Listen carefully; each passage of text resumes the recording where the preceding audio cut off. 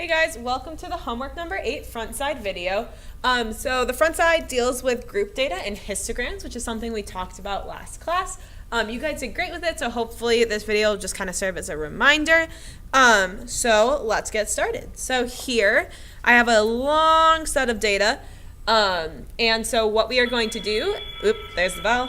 What we are going to do is tally up these different data points in the different ranges that they list out on this table. So I'm going to draw some lines between, because when I was doing this before, I kept getting off track and labeling them in the wrong place. But now we're going to tally them together. So starting with 30, 30 falls in this one, 26 to 30. We see here that 30 is only listed once, so this one is 26 to 30. 31 starts here, so it's actually really easy to tell where they should go if they're on the end of one of these intervals. So I'm going to cross out the 30 because I already did that. Let's look at 32. 32 falls between 31 and 35. 11 goes there. 14 goes also there. 40 falls in that last interval. 37 falls also in that last interval. 16 falls in the 16 to 20. 26, let's see, 26 goes in the 26 to 30 group. 12 goes up here. 33 goes over here. 13 falls in the 11 to 15 group. 19 falls in the 16 to 20. 38 falls in the 36 to 40. 12 falls in the 11 to 15. 28 falls in the 26 to 30. 15 is right there. 39 is in that last group as well. 11's in the first group. Hopefully, don't let me forget that that is there. This is a tally mark on the edge. I just marked that 11. 37 is also in that last group. 17 is in that second group. 27 falls between 26 and 30. 14 is also in that first group. And 36 falls in that last group as well. So let's count up how many tallies we have. In this first group, we have 5, 6, 7, 8. Hopefully we can see that. Good. So this one is 8. I'm going to write it off to the side too, just a little bit bigger. That one is 8. I have 1, 2, 3 in my 16 to 20 mark. Can we see that one? Yep. Here I have 0, so that's nice for my spacing. In the 26 to 30 group, I have 1, 2, 3, 4. I can't see that one very well either. I'll write that over here. 3 and also 0. Good. In the 31 to 35, I have 2. And in my 36 to 40, I have 1, 2, 3, 4, 5, 6.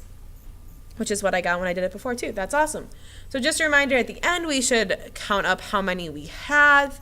So I have 8 plus 3 plus 4 plus 2 plus 6.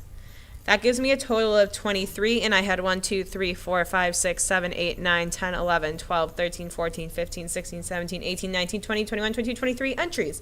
So that means that I know that I did my math right, and I counted them because I have the same number in my table as I do number of observations. Good. So if you have any questions about that or can't read anything, you can come talk to me or Miss Abra, and we will definitely be happy to talk through this problem with you. But moving on here, we have the scores on a mathematics test were 70, 55, 61, 80, 85, 72, 65, 40, 74, 68, and 84. So we have to complete the table and then also use that table to construct a frequency histogram for these scores. So let's get started. So first I'm going to do the histogram the same way. 70 falls between 70 and 79. 55 falls between these two. This one's a little bit easier because it's going by tens instead of whatever it was going by up there, like fours, which is kind of weird. So this one should be a little bit easier. So 61 falls in the 60s range. 80 is right there. Another 85. 72 falls in the 70s category. 65 is there. 40 falls in the 40s. 74 is in the 70s.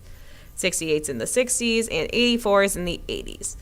Good, so if we tally up that frequency, there's 1 in the 40s, 1 in the 50s, 3 in the 60s, 3 in the 70s, and 3 in the 80s, which gives me a total of 1, 2, 2 plus 3 is 5, 5 plus 3 is 8, 8 plus 3 is 11.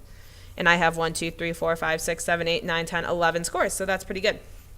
Feeling good about that. Okay, so this one's a little bit tricky. There's a lot of different ways you could do this histogram. I noticed that, let's see, I have 1, 2, 3, 4, 5 different categories. So I'm going to write that over here. So I have 5 different categories. So that means I need to have equally spaced enough space for 5 equally spaced categories, I'm going to count by threes. So here, 1, 2, 3, 1, 2, 1, 2, 3, 1, 2, 3, 1, 2, 3. So I have enough room for 1, 2, 3, 4, 5 different categories if I stop here. So this is going to be my, I'm going to label it a different color. This is going to be my 40s. This next one is my 50s. This one is my 60s. This is my 70s.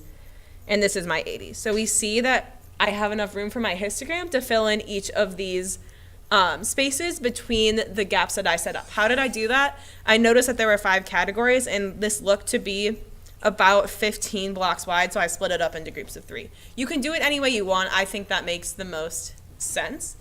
Looking at what we can do next, we see that the highest frequency we have is 3 instances where we see scores in the same category. So I have 3 scores in the 60s, 3 scores in the 70s, 3 scores in the 80s.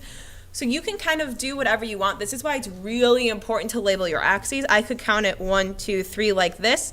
That's kind of hard for me to see. So I'm going to count up by threes, 1, 2, 3. I'm going to label this first big line with a 1. I hope you can see that yellow. Okay, good. 1, 2, 3, 1, 2, 3. This is going to be my second line right here. And 1, 2, 3. So I tried to pick lines that were a little bit thicker because I think it makes the difference stand out a little bit more. But again, you could label this y-axis with any number you wanted as long as it was constant. So we could do 1 at the first line, 2 at the second line, 3 at the third line, as long as it's the same distance between each unit. Again, if you have any questions about that, I know it can be sometimes confusing to scale your axes. We can talk about that, but don't worry about it. The most important part is that you make sure that you have the correct frequency within the right interval. So looking at 40s, I know I have one example of something in the 40s, so I'm going to color this in, 1 in the 40s, and also 1 in the 50s. So I'm going to use, I'm just going to alternate colors. So 1 in the 50s right here, and also fill that in. So I have one example of scores in the 40s, and then I have 1 example of scores in the 50s. Moving on to the 60s, I see I have 3 scores that fell into the 60s. So I am going to count up to my 3 on my axis, 1, 2, 3, and make sure I write that line on the other side, and then fill in this one. So I filled in my 3 examples of scores in the 60s in this column. Moving on again. Oops, I just dropped my pencil. I'm very sorry if that was a loud clatter. My bad. All right, moving on to the 70s. I see I have 3 again, so I know this is going to be the same height as all of the scores in my 60s, right? Because we have the same number of observations. So I'm going to fill in this one. I had 3 examples of scores in the 70s. And then lastly, I have my scores in the 80s, and I also had 3 scores in the 80s, so good job me. And I am going to fill in this one as well. So what do we notice about this histogram? I have 3 different intervals where I had 3 examples of scores in those. So my 60s, 70s, and 80s, I had 3 scores in those categories, and 2 categories where I had 1. So we notice that there's 1 more set of scores that has 3 than there is 1. So if we are looking forward to our next lesson, our mode would be what? 3, right? Because we had more examples where we had 3 scores that fell in that range. Once again, if you have any questions about this, you can talk to me or Miss Avra, but this is a perfectly good example of a histogram. Again, you don't have to do it exactly the same way as I just did it. This is kind of how I thought about it when I was doing it. So moving on to this last ACT problem. So we see a histogram that you would see on the ACT. We have blood type on this axis, and over here we have number of people. And the problem tells us that there are 150 people total. So that's something good to keep in mind because when we add everything up, we should get 150. So let's double check the ACT's math really quick because I was looking at one this weekend and I think I found a mistake, so it's always fun to do that.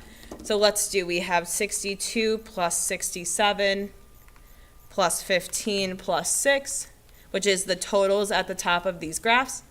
And that gives me a score of 150, which is exactly what they told me in the problem. So we're feeling pretty good about that. What does the question tell me to do? Create a frequency table that models the data on the left. So the first thing I need to do with my frequency table is set it up. So I know that this is blood type. So I'm going to do blood type on the left side of my table. And on the right side of my table, I am going to do frequency, right? And what does frequency refer to here? It is number of people. So my blood types are O, A, B, and AB. And then I write down my frequency on this side. So let's look at the graph and fill it in. So how many people had blood type O?